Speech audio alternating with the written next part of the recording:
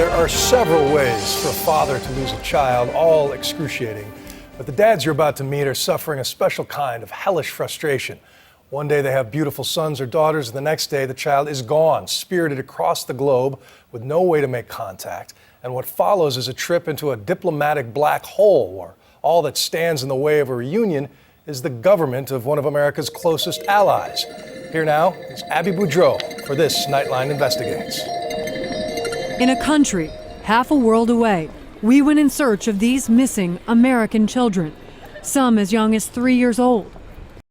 All of them taken by Japanese mothers from American fathers and now living in Japan. How many of you had your children taken from you and now they are somewhere in Japan? There are currently 140 American children there, cut off from contact with an American parent. I haven't even heard my kid's voice in a year and a half. It's a black hole for child abduction from which no child has ever returned. Paul Toland, a Navy commander, hasn't had contact with his daughter since she was 9 months old. She's about to celebrate her 9th birthday. We went to Japan armed with photos, missing posters, and last known addresses. We found some children hidden in plain sight, like Commander Toland's daughter. Erica Toland was just a little baby when she was taken off a U.S. military base in Japan by her mother. Years after she was taken off the base, her mother committed suicide. And ever since, she's been raised by her grandmother in Japan. We spotted Erica with the help of a private investigator that Commander Toland has had tracking her for years. We wait until Erica's dropped off at school, then we approach her grandmother, Akiko Futagi. Stop it. Stop it. Through our Tokyo producer, we ask her why she won't let Commander Toland see his daughter. He won't come see her. He won't come see her? Yeah. He says he misses her. He says. He says. But actually, he doesn't pay anything. He doesn't to pay. bring her up. So you're raising her? Yes. And would you allow him to see her? No. No? Why? But there's no network for money between Paul and me. She accuses Toland of being a deadbeat father. He says he has tried to put money in a bank account for Erica, but her grandmother turned it down. The commander has tried to get the U.S. Department of State to intervene.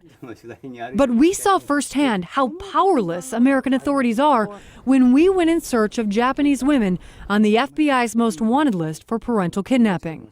Reiko Nakata-Collins is one of them. We talked to a woman we believe is her sister. Do you know Reiko? I'm sorry, no comment. No comments? Did you know she's on the FBI's most wanted list? I'm sorry, no comment. Where are they?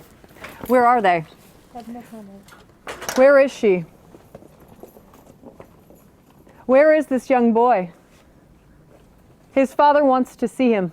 Then, 2 plainclothes Japanese police officers approach us. We show them the FBI wanted poster.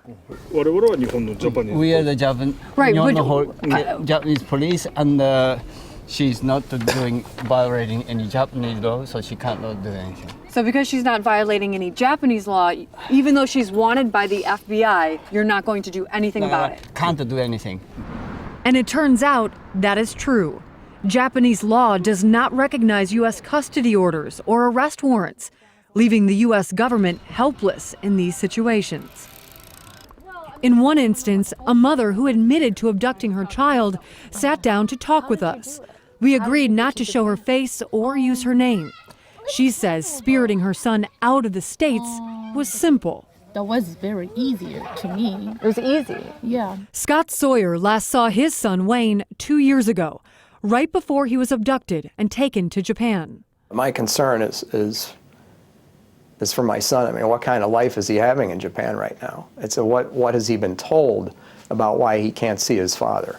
Sawyer and his wife had problems in their once happy marriage after their son Wayne was born. She had said repeatedly, I want to take the baby to Japan, and I knew that if that happened, that they wouldn't come back. Sawyer filed for divorce. According to court documents, Sawyer told the judge that his wife was a flight risk.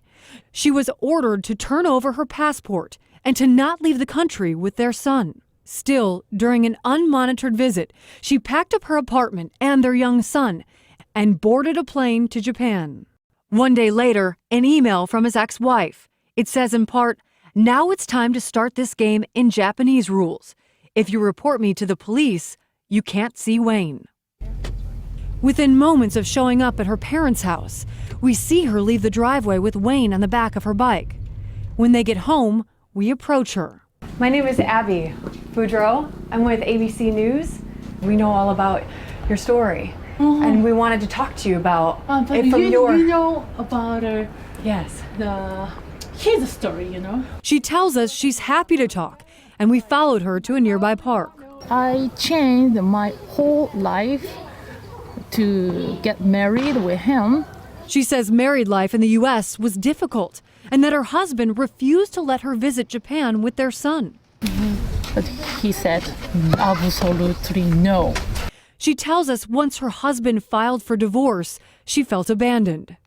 Do you consider yourself a kidnapper? That was at the time my choices was just two: kidnapper or die. Die? Right. I can't live in Los Angeles. Okay. So you did what you had to do, you felt.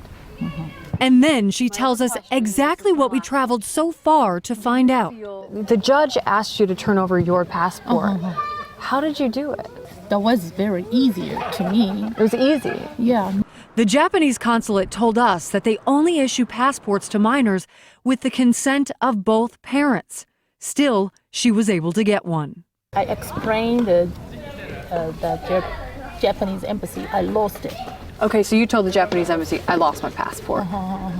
Then she admitted giving the consulate a fake name for her son, and they didn't double check.